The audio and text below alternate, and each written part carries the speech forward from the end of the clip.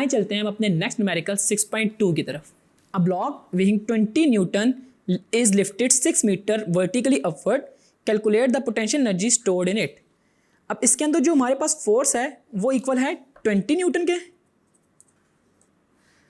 और इसको लिफ्ट किया जा रहा है 6 मीटर तक, यानी कि हाइट मेरे पास 6 मीटर आ गई, और आपसे कह रहा है कि पोटेंशियल एनर्जी आपने फाइंड करनी है। अब आपको पोटेंशियल एनर्जी का फार्मूला पता है कि potential energy is equal to mg/h, और आपको ये बात पता है कि जो फोर्स है जब भी हम वर्टिकली किसी भी बॉक्स को अपवर्ड राइज कर रहे हो या डाउन कर रहे हो तो हमारे पास force as a weight treat हो रही होती है, यानी कि फोर्स ही हमारे पास वेट है जो कि mg के इक्वल है, जो कि मेरे पास 20 के इक्वल है। तो आपने करना ये है कि mg की जगह 20 की वैल्यू पुट इन कर देनी है, और h आपके पास 6 है, तो 20 × 6 हमारे पास 120 जाउल होगा।